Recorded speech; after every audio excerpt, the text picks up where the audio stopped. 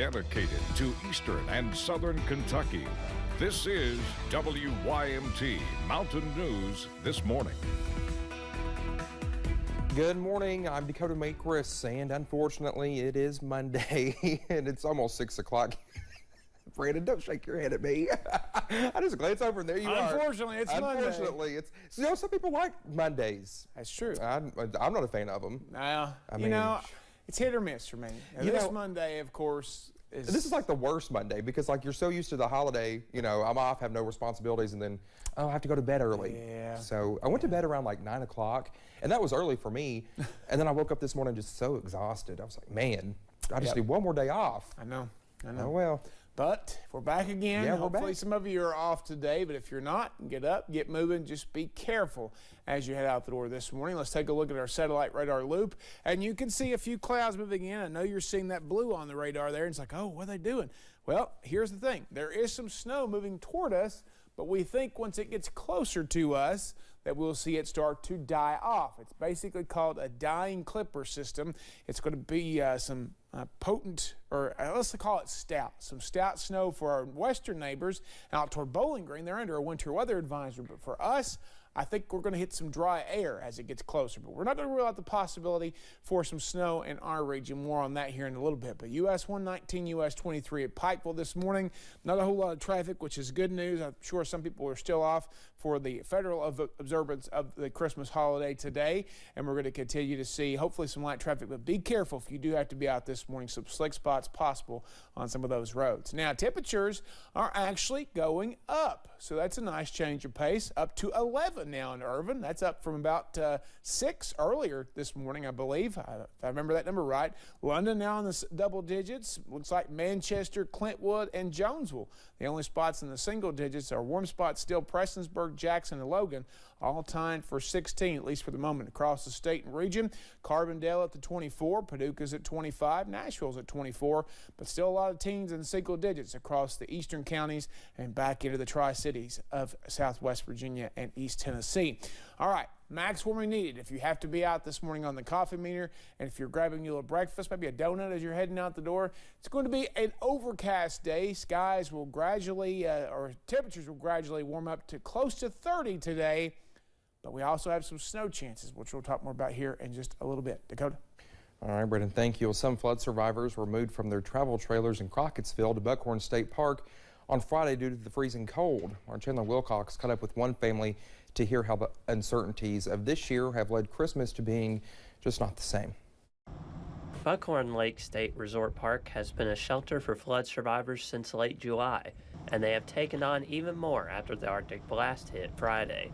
With water lines being froze and ensuing evacuation happening so fast, what little Christmas spirit they had in their trailers was left behind.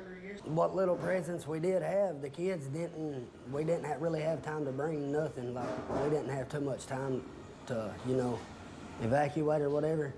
What they do have is a temporary cabin at the park with a Christmas movie on display, but the usual early morning excitement was actually a painful reminder.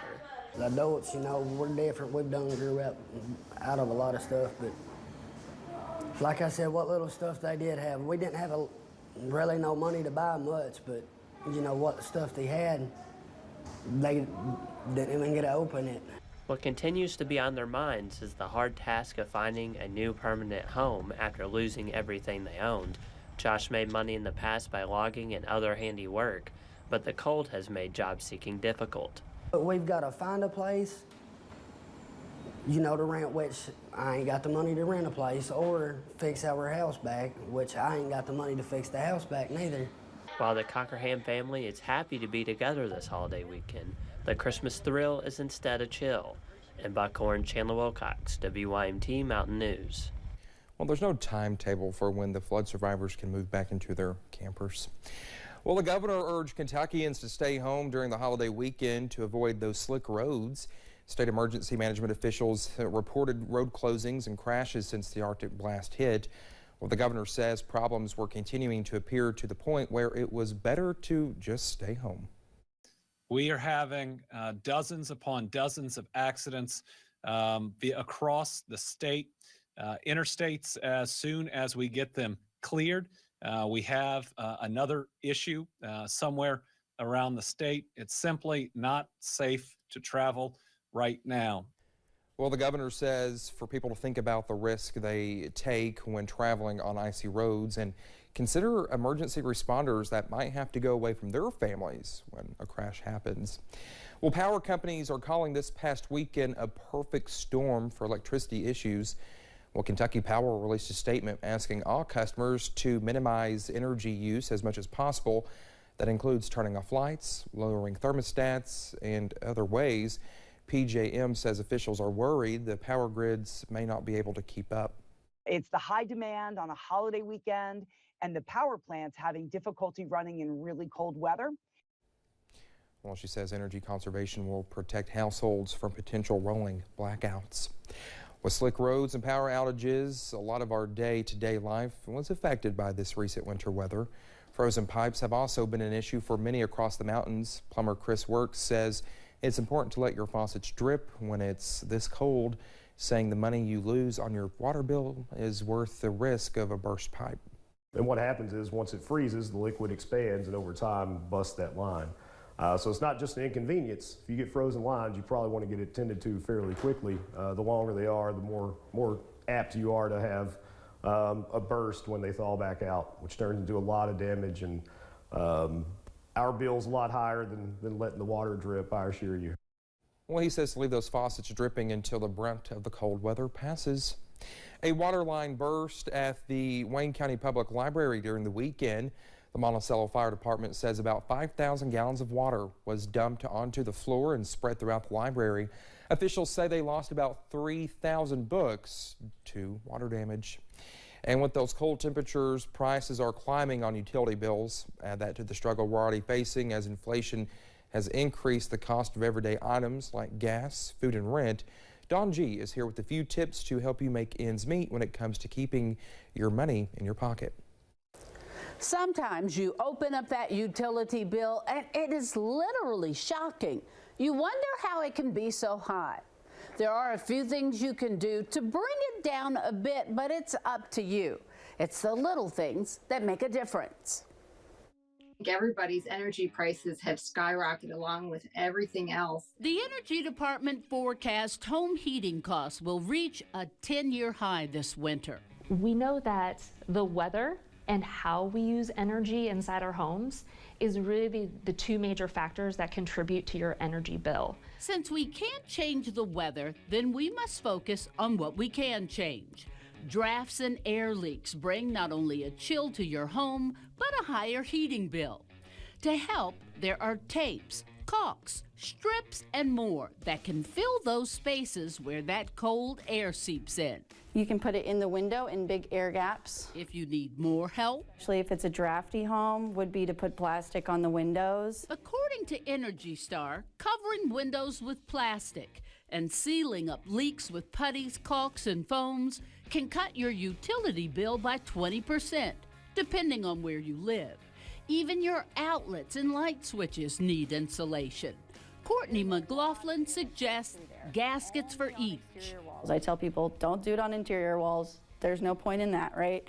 Just putting it on exterior walls because that's where that cold air is coming through, and that's where you're losing money. One simple tip can save you money and prevent later problems. Changing your furnace filter, it's just one of those little routine maintenance things that can make a big difference, just like changing the oil on your car. It may not seem like, small tweaks here and there would make a difference, but when you combine them all together, that's where it's really so impactful. Cindy Bray has been striving to help homeowners save on energy and water bills, so much so she created WAD-Free, a practical home laundry product that keeps your bed sheets from wadding up and staying wet. When you come back to that dryer door and you open it up, you don't find a wet wad of sheets. Instead, you find nice, fluffy, dry sheets. Fluffy sheets you don't have to dry again because they're in a wet, tangled wad with other clothes.